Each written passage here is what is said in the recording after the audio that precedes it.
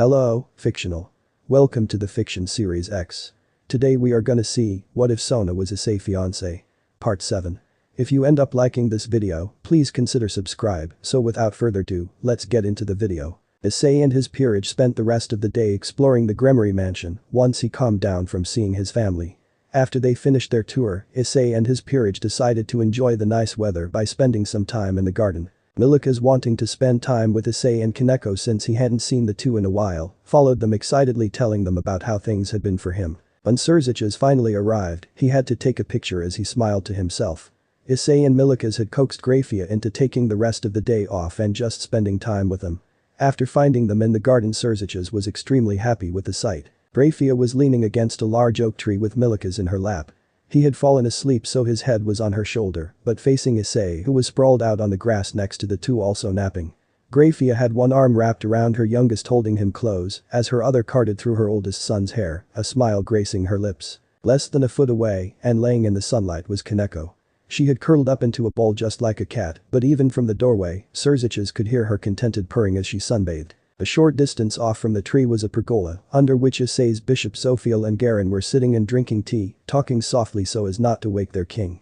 Then around 50 feet off from there in the large open space, Issei's last two peerage members were running laps, both seemingly eager to burn their energy. Softly walking towards his family with a comfortable smile on his face, Surziches gently sat down beside his wife, quickly giving her a peck on the cheek in greeting. She rolled her eyes, but smiled nonetheless. Even though he did have something to talk about with Issei, he decided it could wait as he wrapped an arm around his wife's shoulders and pulled her towards him. An hour later, Riaz, who was asked to find everyone and inform them of dinner being ready, was the one to reluctantly intrude on the scene. Everyone gathered as she led them to the dining room and a pleasant dinner was had. Only once it had finished did Surziches decide to have a chat with his oldest son. Issei, before you go I need to have a talk with you. He spoke, Issei nodding in response. Zeoticus just told the two to use his study for their chat, already having an idea of what they would be discussing. The moment the door was shut, Surziches asked his son. Sona and Riaz have told you about the youth meeting, right? Yeah, it's in a few days. The three of us and some other high-class devils our age will be special guests. From the way they explained, it seems like it's the devil's equivalent of a graduation ceremony. For the most part. But there's a bit more to it. You could also say it's a gathering of the young nobles of devil society. Why nobles? I mean, yes, Sona told me about how hard it is for the devils to repopulate, but surely there are more high-class devils around our age. Despite expecting the question, Surziches still flinched at it. Sighing, he gave the simple explanation. It's not that they don't exist, you see, not all clans are open and build relationships like the Gremory and the Citri clans. This meeting is more for the benefit of the heirs of the clans. It allows them to meet the other heirs and start making their own opinions and thoughts about things. I see, but then why would I be attending? I'm not the heir for the Gremory, that's Riaz. Issei spoke, confusion clear on his face. There are quite a few reasons for you to attend. 1. So when I announce the return of my oldest son, you are there as proof. 2. So when your engagement with Sona is announced, you are once again there as proof. And 3. Azazel has been invited as a guest, and he's bringing Vali. If someone irks him, we'll need you to help calm him down. Surziches tried to explain. No, I figured that out already, let me rephrase. How am I attending the meeting then? Am I someone's guest? About that. Outside of the other Satans and myself, no one can bring a guest outside of their peerage. Okay then, so I'm attending as Sona's rook. Issei responded, though he had a feeling his father was going to correct him. Not quite, you see, because of your power it'd be strange for you to attend as part of her peerage. Especially when the others would be sure to look down on you for it. I know we talked about it back when we first found you, but in order for the youth meeting to go smoothly, you'll have to attend as the head to the Lucifuge family. How would that work? Mama is the last living member of the Lucifuge clan, right? The current clan heads and the Devil Council already know about your return. It's the rest of the devils that don't, and the council wants us to make it a flashy announcement. So tomorrow they will be announcing the return of the Lucifuge clan with you as the head. But you'll still need to be on an even playing field with the other youth devils, so after that we're going to try to make the Lucifuge clan part of the pillars. Hearing Surzich's answer, Issei's mind raced, though it didn't take him long to realize why the Devil Council wanted to do things this way. With a sigh, Issei just responded to his father. Politics are stupid. Privately agreeing with his son, Surziches gave a small smile at the words. The old fools just don't seem to understand that greatness can come from anyone. Their conversation now concluded, the two devils exited the study they'd been using to talk and returned to the others, choosing to enjoy the night. When everything finally settled down and it was time to turn in, Issei made sure to call his human parents back in Kuo. They asked about how his day had been, and he told them about how much everyone enjoyed themselves. Though he glossed over his talk with Surziches, giving them a simplified version. Basically, the Devil Council are too prideful and feel that the clans are superior. Because of that, they want to rub my bloodline in the face of all the non-noble blooded devils. That's ridiculous. I know, but since they're the ones in charge, that's what's happening. It's politics. Oh my. It's almost midnight. You should probably go to bed already, Ice. We're going to turn in too. Okay. Night mom, night dad. Good night son. But the phone call over, Issei followed his parents' lead and went to bed. The next day, after waking up and doing his normal morning routine, Issei was met by his father and Ajuka. On his way to breakfast. Good morning, Issei. Hello again, Issei.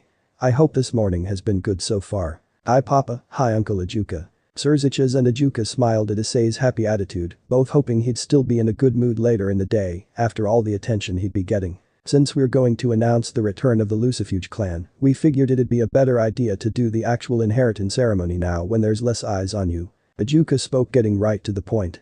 Issei nodded his head, saying that sounded like a great idea. So the two Satans directed Issei to kneel.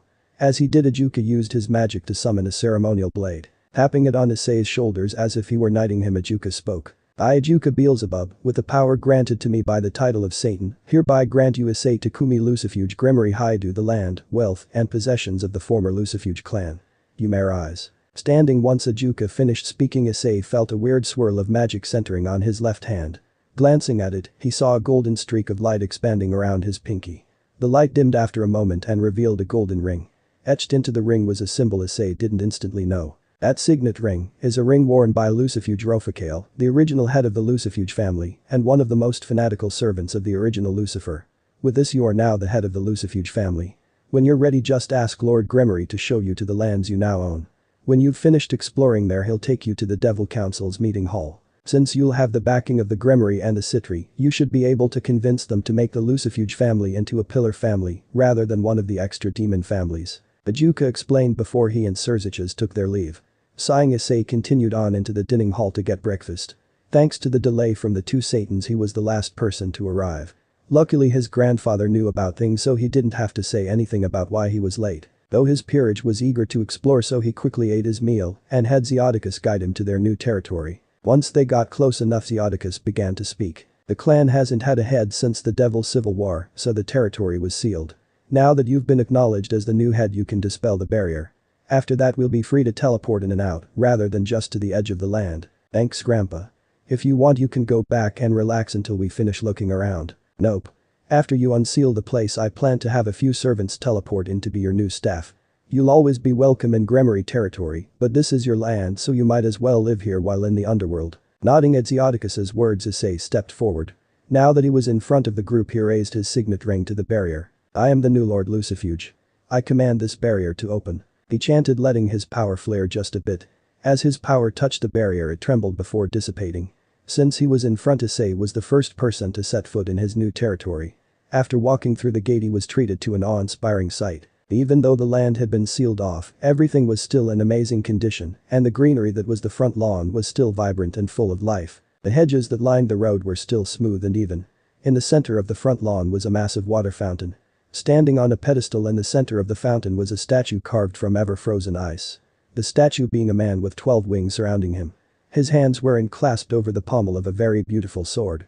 Said sword seemed to exude magic. Ajuka did mention that the original head of the Lucifuge clan was a fanatical servant to the original Lucifer. Issei mumbled after seeing the statue, his peerage hearing his words with shock outside of Kalwarner, who vaguely remembered the man from her time as a soldier for the fallen angels in the Great War. Not long after that, the servants that Zeoticus was going to have staff the home for Issei arrived and introduced themselves. Well, it's nice to meet you all. I don't really have much to say at the moment since this is as far as I've gotten in looking around. That is alright, sir. If you do have anything you desire to change, please just ask. The head butler responded as he bowed. Nodding his head, Issei said he would let the man know if something came to mind. Well, why don't we go inside now? Baron spoke, eager so see what other magnificent displays of magic he could find besides the statue in the fountain. Agreeing with his bishop, Issei and the others entered the mansion. The foyer was different to what everyone expected. Rather than having two curved staircases leading up to the upper floors, there was one massive set of stairs set across from the entryway. On the first floor alone there were 4 doors. Because they wanted to see every room, Issei's peerage stuck with him as they went to the leftmost door first. It led to a rather large hallway that housed 3 different rooms. The first of which seemed to be set up for an alchemist or an enchanter to use as a workshop. Garen smiled as he claimed the room to be his workspace. The next room they came across was a library. Thanks to the dust covering the books due to the long time spent unoccupied, they couldn't see any titles, though they were at least able to tell how many books there were inside the room. The final room they came to in what they realized to be the western wing was a smithy. The smithy also had access to the front lawn, a walkway leading to a storage shed, which was home to the fuel for the forge and the materials that could be forged. Returning to the entry, the group moved to the eastern wing. Once again there were 3 rooms, one was a massive pantry.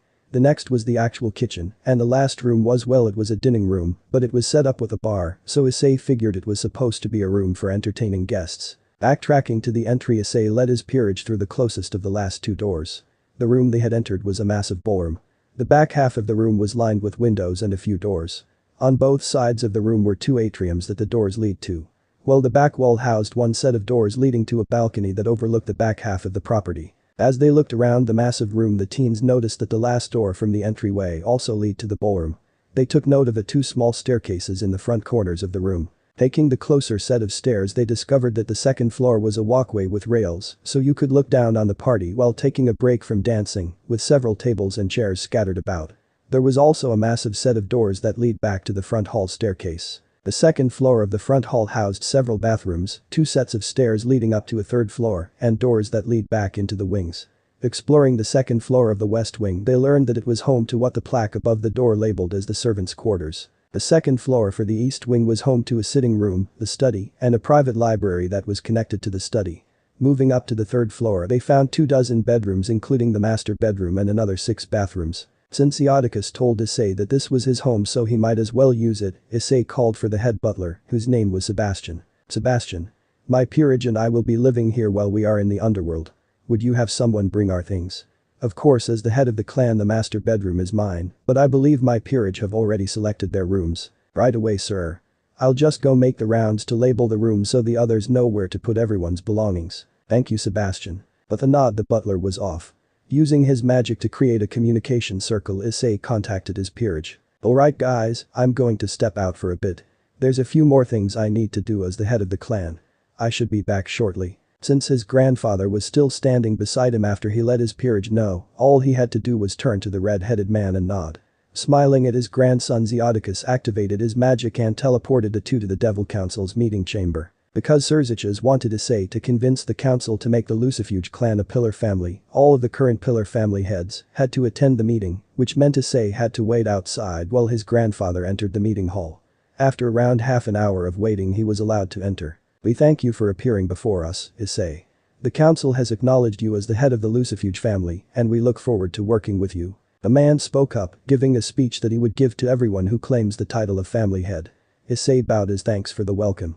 He went to open his mouth, but another person spoke up. As we are all well aware of the fact that you are Serzich's lost son returned, I'd like to ask that you skip the introduction you were likely about to give us. This time it was a woman that spoke, at least if he could tell by the voice. Other than the 4 Satans that were presiding over the meeting, Issei couldn't accurately see anyone well enough to figure out who was speaking. If that is what you wish, then I'll be blunt. I didn't really want to do any of this, I'm just going along with it, since this is politics. You all probably already know that I'm here to ask for the Lucifuge family to be made into a pillar clan. While it is true we knew this, I would like to remind you that manners are still important. Another devil spoke up. Issei just nodded his head at the words. Since this is a matter of status, the pillar clans must put your request to a vote. Should it pass, we the Devil Council are allowed to agree or veto the pillar's decision. But I'll say this right now. If the clans agree, the council has already decided to allow it. But that said, the heads of the pillar clans began speaking and debating it. Of course, the Gremory and Citri clans instantly agreed to it. But many more had to agree still. Despite the fact a little less than half of the original 72 pillars remain, 2 yeses was not enough to mean a guarantee. Back and forth the debate went, several others pitching their votes. Within the first 2 minutes of discussion, Issei had the Gremory, Citri, Baal, Belial, and Agar's clans had all voted yes. On the other hand, the Piaman, Barbados, and Salos clans voted no. Really, what reason do we have to add the Lucifuge family to the pillar clans? I mean, there must be a reason they weren't one of the original 72. One of the clan heads spoke, which caused another to sigh. You really are an idiot, Yuval. The Lucifuge family isn't a pillar family because their head wasn't a general in the army, instead being the head of Lucifer's personal guard. Their family duty was to protect Lucifer after all. But why wouldn't he have the family do that now too? Because the Lucifuge family died out after Lord Lucifer's wife married him. Issei is going to revive the family. It's a rebirth for that line. Why should they have to stick with that job? But that last statement made a few more clan heads saw fit to vote, bringing the total vote from 8 to 15. Of which 9 were for allowing Issei to make the Lucifuge family into a pillar clan. The room started to echo as the debate got louder and louder. At least until someone coughed. I say let them be a clan family. The kids got the power to make it happen. Bella's right. The boy is indeed strong enough. Sure, let's make the Lucifuge family a pillar clan, then when things are put to a vote between the pillar clans, Gremory has a second vote in his pocket. Nonsense. Finally, after 10 minutes had passed, another group of clan heads voted. Out of the 33 clan heads, 22 had voted. 11 saying yes and 11 saying no. You know what? I'm for it. I owe the kid for knocking some sense into my son. The voice spoke out. Are you sure, Lord Phoenix? Normally you'd be vehemently against something like this. I owe the boy. The least I can do is put in a good word. Several others voted with Lord Phoenix at that point. I must remind you all that this issue cannot be considered settled until all votes have been cast. The rule has always been even if the remaining votes cannot change the result, they must be cast. So speak up. The council member spoke up, trying to hurry things along. After that, the last few votes spoke up. In the end, Issei had 21 of the 33 clans agreeing to allow the Lucifuge clan to be a pillar clan. Now then. With the votes cast, the majority agreed to the request. As I have said earlier, the council has already decided that we would grant this request. If it made it this far, that means another congratulations is in order for Lord Lucifuge. The Devil Council welcomes you to the pillars. Hours later, Issei tiredly activated his magic circle to teleport home. After the vote to make the Lucifuge family a pillar clan, Issei was forced to attend the public announcement and then sit through several interviews. After those were done, he was dragged off to a welcoming party, which was really just his grandfather Lord Gremory introducing him to the other pillar clan's head members. It was a whirlwind of events that left the teen longing for bed. As he arrived in his new bedroom, he was greeted with a hug. Apparently Sona's father had been in on the plan and had informed his daughter, so he didn't have to explain anything to her. Sona could tell that Issei just wanted to sleep, so she led him to the bed and started to remove his shoes for him. Please don't make me do anything like that again. Issei spoke out loud, half praying that he and Sona wouldn't have to endure interviews about their relationship after it was publicly announced. I'll try not to. Sona responded as she got herself ready for bed. Issei summoned the last dregs of his energy to at least take his shirt and socks off before flopping back down onto the bed. A couple minutes later, Sona was beside him and he wrapped his arms around her as she snuggled into him. It didn't take much more than 5 minutes for the two to begin drifting off to sleep. After taking over as head of the Lucifuge clan, Issei had very little free time to spend with his friends and family. Despite doing several interviews almost immediately after obtaining the status of a pillar family for the clan, he still had more to do. However, he did have help from his grandfather HIATUS Gremory in managing things and learning all of the important things he would need to know as a clan head. The only good news is that Issei, his father Serzich's, and soon-to-be sister-in-law, or just sister as she preferred him to call her, Serafal, had convinced the Citri and Gremory heads to delay announcing his engagement to Sona until the Youth Devils Conference. The major reason Issei felt that to be his crowning achievement since becoming head of the Lucifuge family was that it kept the number of interviews down, which meant he spent more time with learning how to lead the Lucifuge as the head of the house than he did in interviews about himself becoming the head of the family. Because it was well known at this point that Issei had heritage from the Gremory clan, no one raised a fuss when HIATUS stepped in to help manage the estate, though Lord Citri contributed aid as well, but since they didn't want the underworld to know of their connections just yet, it was kept quiet. Another plus for the teen was that in doing all he could to prepare his house, he figured out a dream he could share and announce at the Youth Devils Conference. Since he had stable connections with the angels and fallen angels, Issei had decided that his goal would be to take over as one of the 4 Satans and follow in Serafal's footsteps as the head of foreign affairs. So my lord, do you think you're ready for tonight? His head butler Sebastian asked him as Issei stood in the grand entryway, waiting for the females of his peerage to finish their preparations for the night.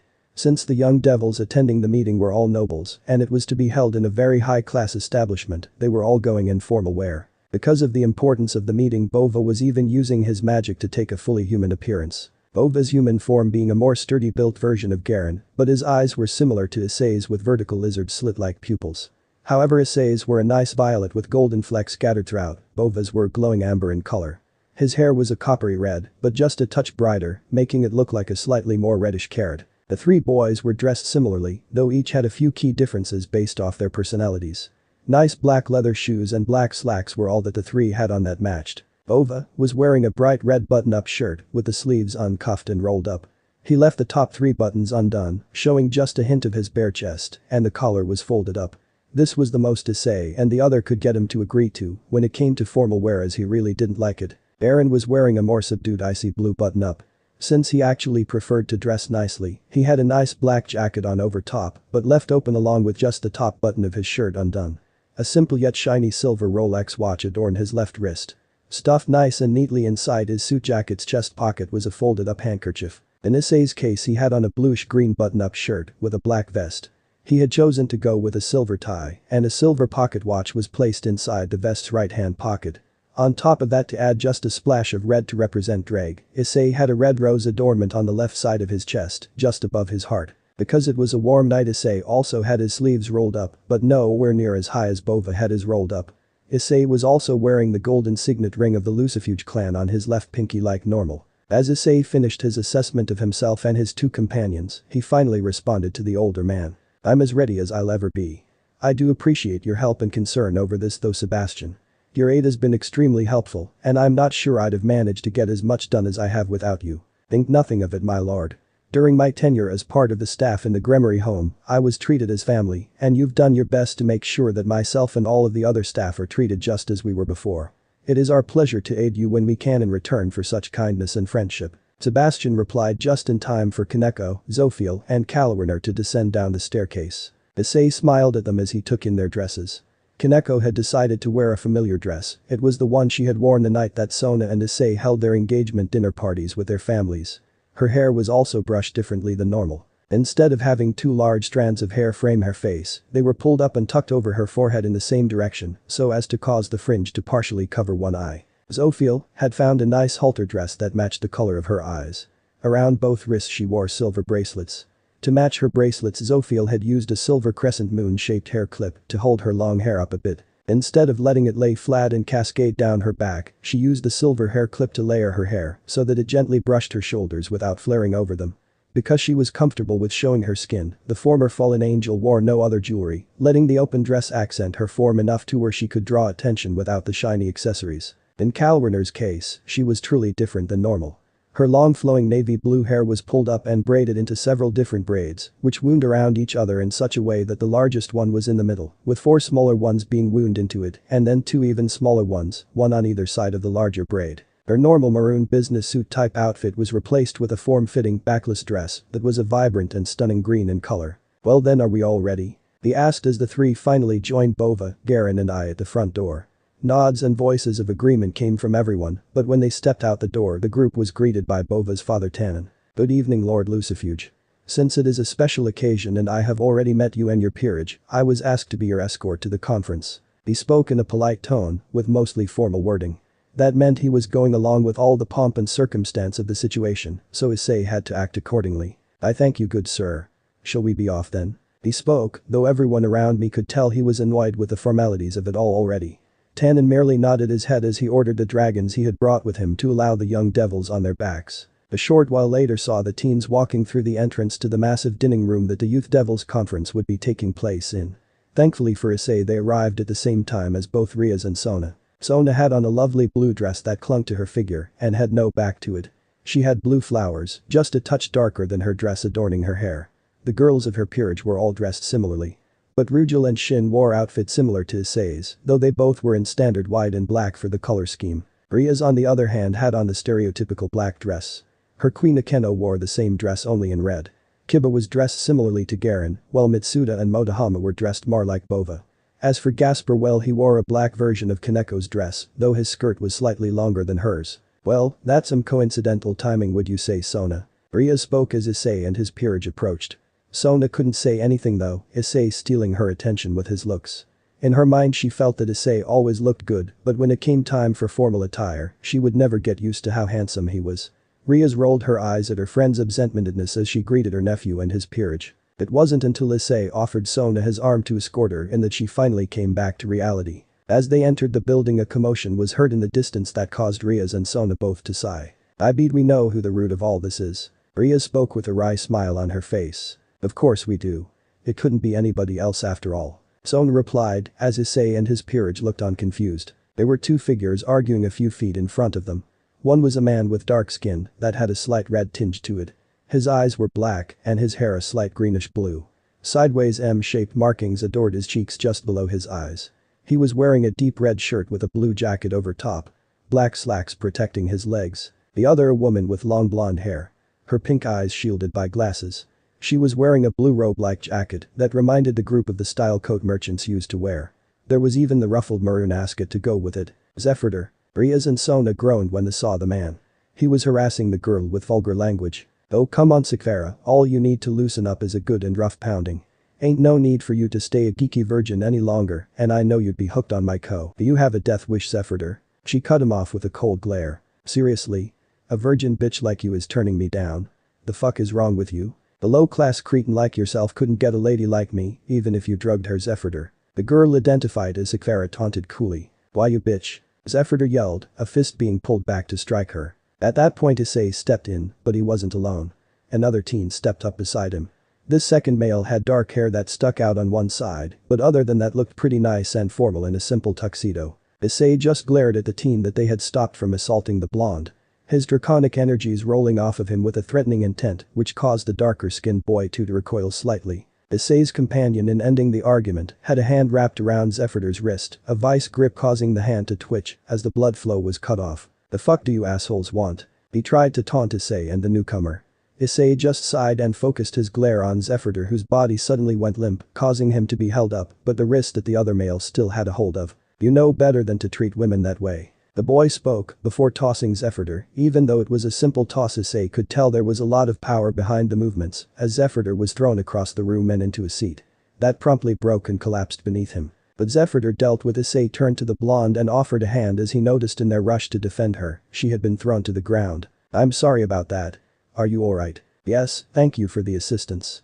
"Thank you too Serg. If Zephyr causes any more problems let me know alright." The now identified Serg spoke. Issei nodded in agreement. "I will now, I don't recall ever meeting you before," Sakvara mentioned as she turned to Issei. At that point Riaz and Sona decided to make themselves known, offering greetings to their friends.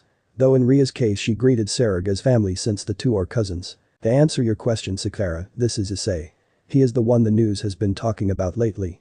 The new head of the Lucifuge clan." "Okay then, so you're my long-lost cousin that was recently found," Serg commented after hearing Sona's explanation. "Oh, it's a pleasure to meet you Lord Lucifuge," Sakvara stated as she gave a polite bow to Issei. "It's a pleasure meeting the two of you as well. Also please just call me Issei. I'm still not used to being the head of the Lucifuge family yet." "Then you may just call me Sakvara. We're cousins so I don't mind what you call me Issei." Sakvara and Serg replied though Serg offered his hand for a handshake as he spoke. "Anyway. I have to ask, why is it you were the one to answer my question Sona? How do you already know him?" "Well that's a long story. Suffice it to say, one of the announcements that will be made tonight will be my explanation as to how I already know him Sakvara." Around that time, Issei was finally spotted by another of the guests to the meeting. Azazel was with Surziches from the start and Vali wasn't allowed to stray too far from them until Issei arrived to distract him. "Oh there you are Issei," Vali called out as he walked up to the group. "Vali. How have things been since the break started?" Issei questioned, wanting to know what his gaming rival has been up to. Same old. Training with Azazel and Barakwil. "Oh, and I've made some progress into controlling JD." Vali responded, using the code name the two had come up with for Juggernaut Drive. Despite the fact they have transferred the rivalry from fighting to gaming, the two agreed to fight each other occasionally to keep their skills up. During the last battle Surziches and Azazel had to knock them out as they went a little too far and both of them triggered Juggernaut Drive. The reason that was a problem is that form is a berserker state. They give up all control in order to have unrestricted access to the full power they can draw from their sacred gears. They haven't seen each other since then, as their schedules haven't properly lined up again. But they did still find time to chat with each other via online gaming, which is how they came up with the label of JD. Mind if I ask what you two are talking about?" "Oh and who are you?" Serg butted into the conversation. "Well I'm the current host to Albion, so I am the White Dragon Emperor. Issei is host to Drake making him the Red Dragon Emperor. JD is a power we both have but can't fully use yet. Oh and my name is Vali." "No last name Vali?" Sakvara asked as the group was curious. Outside of Issei, none of the teens knew Vali's last name. "I have some deep-seated issues with my family, so I don't use my surname anymore." The conversation would have gone further, but Surziches had stepped up to the microphone that was placed in front of the four Satans. Everyone rushed to take a seat, postponing the talk for later. Everyone had rushed to take a seat when they noticed Surziches had stepped up to the microphone. "Oh, there was no need for you all to rush to your seats. I was just wanting to announce that we are going to delay the conference a bit as a few VIP guests have yet to arrive." He spoke, his voice echoing around the room due to the mic. A few sighs were heard in response, as a couple of the peerage kings wanted the meeting to end quickly. One devil though saw it as his opportunity to get close to his targets. Thanks to his connections, he already knew all about Issei being set up in Kuo alongside Sona and Riaz. But he wasn't supposed to know that, so he ignored Issei for now in favor of talking to Riaz and Sona. "Hello Sona. Hello Riaz. How are you two doing tonight?" "We're doing fine, Diodora. How have you been?" Riaz responded. Neither she nor Sona particularly liked the young man in front of them, but it was still common courtesy to be nice and return the question when asked. "I've been well. Anyway, I have a question for you too.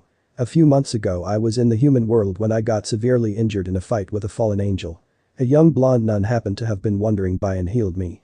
I wanted to thank her for possibly saving my life, but when I went looking for her she was gone. After having her disappearance looked into, I learned she had been transferred to a church in Kuo. You want to know if we've seen someone matching that description around town?" Riaz wondered as she listened to his question. "Yes. If it helps, I learned that her name is Asia. Asia Argento." Sona and Issei went wide-eyed at the name, both recalling the nun that they had met just before Zophiel and Kalwerner were made part of Issei's peerage. "I'm sorry to say this, but she was killed by a fallen angel for her sacred gear.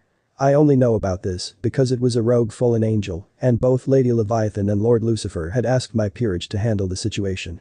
We did give her a proper burial though," Sona answered Diodora. He looked shocked for a moment before responding. "I see, it's a shame I didn't get to thank her. Would you mind if I visited your territory and paid my respects at her grave at least?" Sona gave a small nod, something about inviting him to Kuo was giving her a bad feeling though. At the same time Diodora was studying Issei and his peerage. Despite his connections to the old devil's faction, Issei was the only one he could find anything on. The young devil recognized Kaneko from Ria's peerage, having met her once before, but dismissed her as unimportant. He also recognized Bova as the son of Tannen, who was both a high-ranking devil and one of the Dragon Kings. But that in mind, he placed Bova a bit higher on his list in terms of who was more dangerous. Garen was relegated to a mid-tier threat between Bova and Kaneko after a bit of study. When his gaze came to the two former fallen angels in Issei peerage, his mind was active. He knew all about Asia's twilight healing, having originally planned to have her excommunicated from the church before claiming her as his own peerage member due to his fantasies. But things didn't work in his favor, so he wasn't able to move fast enough, so he expected that with the nun's death, her sacred gear was reincarnated with someone else. But he knew its power and was able to feel it on Zophiel. Diodora was curious as to how it came to be in her possession, but noted that she'd be a threat on the same level as Kaneko. That's to say, her ability to make light spears was the only dangerous thing about her, but her actual power level was so low that the light spears were not as dangerous as the magic from Garen or Bova's physical might. But it was the last member of Issei's peerage that interested him the most. The reason being that Issei's last peerage member, Kalwerner, never went anywhere without her sword. It was her most treasured possession, yet at the same time a beacon telling those who could feel its power what she used to be. The sword gave off a very small aura. That aura being holy in nature, as it was her weapon as a foot soldier in Heaven's army before the Great War. Since she was still able to use it, Diodora pieced together that she had fallen from heaven and thus still had a little bit of holy power as well. Adjusting himself, Diodora decided it was time to pull back and start plotting, having decided that he'd convinced the old devils to let him have the one with the holy sword after he dealt with the devils currently living in Kuo like he was tasked. "I'm sorry for staring, but I don't recognize any of you," he commented to Issei as he gestured to his peerage, hoping his statement would offset their suspicion at the fact he went quiet after receiving permission to visit Asia's grave. "Forgive me for not introducing myself sooner. I am Issei Lucifuge, the current head of the Lucifuge clan. These are my peerage members." Issei responded, a fake smile on his face as he noticed Diodora's focus on Kalwerner. He brushed it aside though, since it wouldn't be right to cause a scene. "Well met, Lord Lucifuge. I am Diodora Astaroth, the current heir to the Astaroth family. Lord Beelzebub is actually my older brother, but unlike the Gremory family, when Ajuka stepped up most of our family shunned him." Despite the extra info Diodora offered him, Issei didn't really acknowledge Diodora, only offering a hand for a quick handshake. He could tell that he was basically being dismissed without being dismissed, so after shaking hands, Diodora said he would see them again sometime before walking away. As he left, Sikvera and Serug came back to the trio from Kuo to continue talking. One of the topics that was brought up was why Issei was a clan head when everyone knew the chances were good he would one day take the title of Satan just like his father. Sarag was really curious about it since his dream was to take that title too. Issei gave his best guess for why the Devil Council had wanted it set up this way. That being, the fact that Issei wouldn't challenge his father for the title, only claim it after the older devil retired or passed away. Which meant there would be a long gap of time between now and the time Issei becomes one of the 4 Satans. So the council, who cares more about noble pride than the devil's race itself, would want him to already have a title and position to come from when it happened. In other words, they want him to be a well-known noble figure already before he becomes a Satan, just to appease their sense of nobility. Issei just went along with Surzich's idea to bring the Lucifuge family into prominence as a pillar clan because it was a way to eventually force change to the way the devil society is run. Though he also felt that it would help Sona in achieving her dream of a school for raiding games since she'd have another important figure backing her. Eventually the VIP guest that they were waiting for arrived and Surzich's began the conference, welcoming all who were attending. He gave a brief speech about why this meeting in particular was going to be a special one, introduced the guests that the 4 Satans had invited, and began explaining certain presences at the conference, starting with Azazel and Vali. Now, as a few of you already know, we recently revised the ceasefire between the 3 factions. It is now a proper peace treaty, and we are working hand in hand with the angels and fallen angels. It is why I have invited Azazel, the governor of the fallen angels. Would you say a few words before I move on to the next guest? At that, Azazel stood and moved to the mic beside Surzich's. First, I say thank you for extending this invitation. Second, I'd like to address you young devils. Those of you that don't know me may be wary of things. That's perfectly fine, it's hard to adjust and change after centuries of distrust between the factions. But we are all working together now. You don't have to trust us. Not yet, let us earn your trust. But until we do earn that trust, I ask that you be open-minded and handle any issues you may have in a civil way. I give my word that we will extend that same courtesy to you, that's why I have asked my assistant here. He gestured to Vali before continuing. To be here with me tonight. He is a very special person in the supernatural world and a very powerful one at that. So to show you that we want to work together, I ask him here tonight to reveal himself. The moment Azazel said reveal, a set white wings with faded blue light making up the feathers slowly expanded from behind Vali's back. I am Vali. Due to family issues I do not claim my surname, so do not ask about it. If you don't want to call me Vali, then another way you can address me is as the White Dragon Emperor. Yes, I am the host of Albion now. I know this may be jumping the gun as they say, but one of the reasons I'm here to reveal myself is due to Lord Lucifuge over there. Vali said as he pointed out Issei. A few of you have already learned this, but Lord Lucifuge is host to Drag, making him the Red Dragon Emperor and my supposed rival to the death. But that is not true. He and I have talked it over and we decided to put aside the feud between the dragons we are host to. We are friends and allies if we, the host of the heavenly dragons, can ignore the hate and animosity that the previous generations of White and Red Dragon Emperors had for each other, then devils, angels and fallen angels can do the same. Surzich's let Vali's words wash over the young devils for a moment before he reined them back in as Vali and Azazel sat back down in their seats. The red-headed devil applauded their words before moving on and introducing their other guests. After finishing that task, he stepped back and let his fellow Satans give their own speeches to the young ones. Seraphil going last. Now, there are a few more announcements to be made to you all before this Youth Devils conference is over.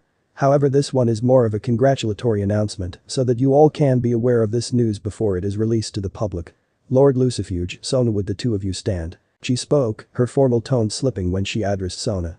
The two stood as a light was shined on both of them. At this point her formalities were gone as her excitement peaked. Issei, Sona, congratulations on your engagement. She practically screamed into her microphone before rushing towards the two in an attempt to squeeze them with bear hugs. Surzich's moved towards them as well, causing some confusion as most thought he was going to remind Seraphil that it was a formal occasion still. But he instead joined in the hug. Between the two Satans, Issei and Sona were struggling to breathe as they had bone-crushing strength in their hugs. Ahem, for those of you that are confused as to why Lord Lucifer is also hugging the two, I'd like to say you need to pay more attention to the news. Lord Lucifuge is his long-lost son that was kidnapped from his cradle years ago. Ajuka spoke, specifically glaring at Zephyrdor, who was really the only one confused at Surzich's actions. Eventually Surzich's and Seraphil were pried off the two teens and made to return to their seats so the last segment of the conference could go on. This time Ajuka was the Satan at the mic, asking each of the peerage kings to stand in turn and state their dream. Zephyrdor, Sikvera and Diodora all gave the standard, I want to take over as head of my family and lead them to greatness answers for what their dreams were. Even Ria's dream was a variation on that, though hers wasn't just to lead the Gremory clan, but Devilkind itself to greater things. I want to take a spot as one of the 4 Satans. Serg announced, pride and conviction evident in his voice. It's a long and hard path, but I heard the determination in your voice. I wish you luck, Serg. Ajuka said with a smile, having already realized that Serg would one day achieve that goal. As for you young Citri, what is your dream? He inquired of Sona when she stood. Though Ajuka already knew, since he was close friends with her sister after all. I want to improve the devil's strength overall by building a school for raiding games. Not just for the high-ranking families, but all devils. Serg, Sikvera and Riaz all smiled as they applauded their friend's dream. Diodorus snorted and rolled his eyes, not believing she could do it or that it would matter in the slightest, but refrained from voicing those doubts. Zephyrdor, however, was calling her out, rudely saying it was a stupid and worthless dream. At that, Issei couldn't keep silent. Standing up and unleashing his grip on his power slightly, he let it cause the rude boy to cower in fear before he spoke. It's an admirable dream, so don't you dare laugh at it. Besides, I'll help make sure it comes true. If I can't use my power to help her achieve her dreams, then how the hell will I achieve mine of becoming one of the 4 Satans and take over as chief of foreign affairs? He challenged. Daring anyone to speak out against Sona, despite the fact that most of the devils in the room weren't against her dream. Though everyone in the room knew his power would grow to the point he would easily be able to take a spot as one of the 4 Satans, so they felt he'd easily be able to help Sona with her goal. Just like Serg, I can feel the determination from both of you. Once again, I wish you luck in your endeavors. Ajuka commented, combining his responses to Sona and Issei. The two nodded their heads at his words before returning to their seats. Ajuka did as well, and it was quiet for a moment before the last of the 4 Satans, Falbium, stepped up to speak. As we draw closer to the end of this gathering, we now come to the final announcement of the evening.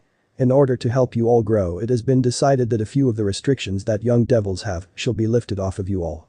From now on, you and your peerage may be given a task from we Satans directly, instead of it being run through the Devil Council. You all will also have the restrictions about dealing with stray devils in your territories lifted.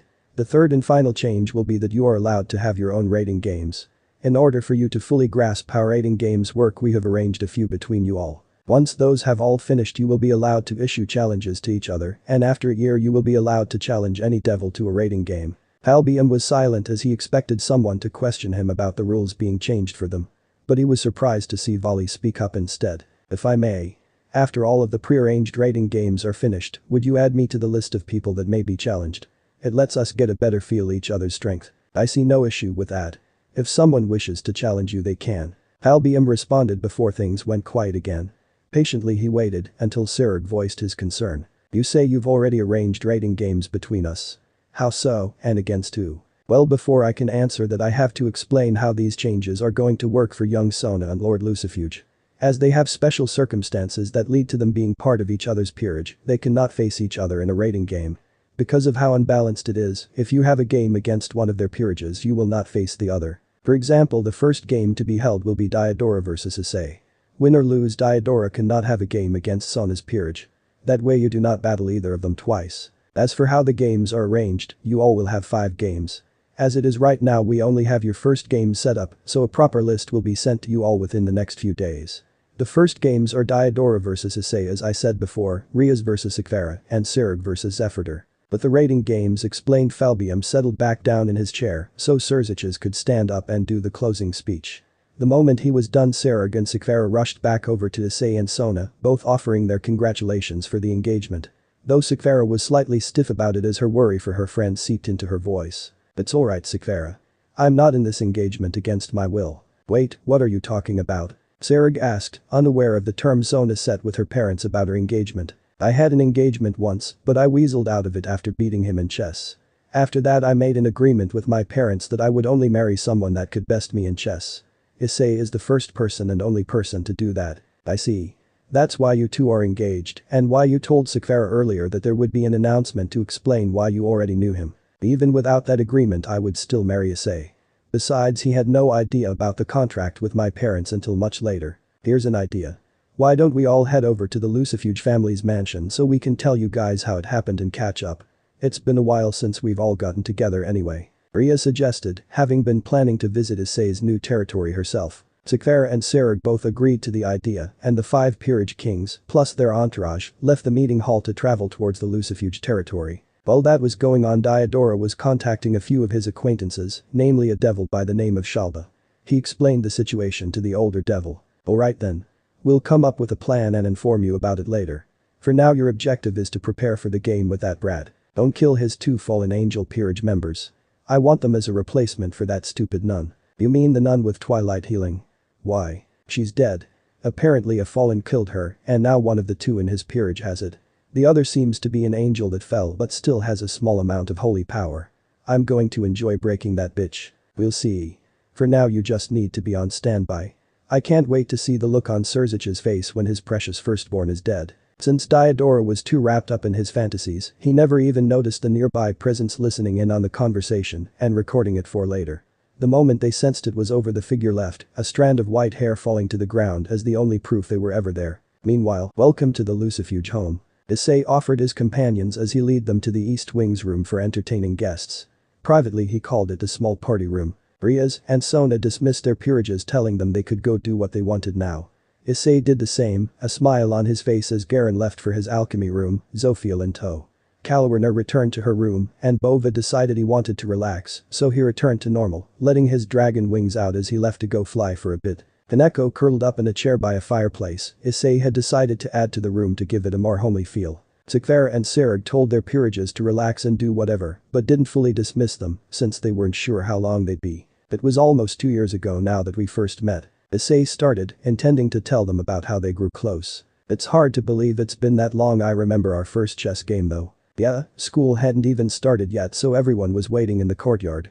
You were accepting challengers when Mitsuda and Motohama told me about it. I remember they were concerned since that was back when your powers were going haywire. It wasn't until you and Ajuka revived me that they settled after all. Issei and Sona went back and forth. It was clear to see they cared for each other, both more focused on reminiscing with each other than actually telling Serg and Sikvera the story. It took Ria snapping her fingers in front of them to get their attention back on the group. Right, sorry. So basically, as you know, I was kidnapped from my cradle. The person that did it managed to alter my genetics so that my devil powers were dormant and I would seem to be just a regular human. But I got a sacred gear and it woke my abilities. The problem is my powers started fighting with the sacred gear over which would be my dominant power and it was tearing my body apart. Anyway, his friends were concerned for him since it was an unknown illness and he was late to school. But after he assured them he was okay, they told him about the fact I was accepting challengers at chess. So I sat down and played a game with her. We first met playing chess. On top of that, you beat me. I was shocked, especially since it meant, according to my parents, you were my fiance at that moment. But since you were supposed to be a normal human with no connection to the supernatural, I decided to give it some time and see what kind of person you were before telling you. Well, at least as far as you knew. It wasn't until you decided you could trust me enough to reveal that you were a devil that I told you I already knew about the supernatural. But you didn't tell me about the engagement thing. It wasn't until you tried to get Mama to help stabilize my powers that I found out about it. Ria snapped her fingers at the 2 again, though she rolled her eyes at the 2. Issei and Sona shared a look before deciding to drop the small details and told their story about how things got to be where they are now. Ria's joining in any time something involving her or her peerage was talked about. In the end, Serg and Sikvera had been caught up on events with their friends, but neither one had gotten to talk about what's been going on with them, as the talk was done more as a way to get them used to Issei and possibly start a friendship with him. Man, it's gotten pretty late. Serg said as he looked at the clock. I was hoping to catch up with you too, but we spent all that time letting you get to know Issei. Riaz pouted, though it didn't matter too much to her since she was just happy to see Issei was making friends with her friends. You guys are welcome to stay the night. I know Sona is, and I bet Riaz wants to see more of this place, so she's going to stay and explore. Not this time. I've got a few things I need to prepare for. Sikvera told him, shaking her head, though she did mention that she'd like to visit again when she stood up. Serg on the other hand took Issei up on the offer, planning to spend a couple days getting close with his cousin. Issei saw Sikvera to the door as he had his head butler Sebastian show Serg and his peerage to rooms they could stay in. After that, Issei moved to his room unsurprised to see Sona hadn't waited for him and already gotten ready for bed. Sighing, Issei got into his pajamas before crawling into bed beside Sona. He kissed her forehead as his arm snaked around her. Good night, Sona. Night, Ice. End of the part 7. So how was this story? I hope you like it. And if you like it, share this story with your friends and like the video too. And don't forget to subscribe our channel for daily awesome fanfiction. Okay, it's time for me to go. Bye.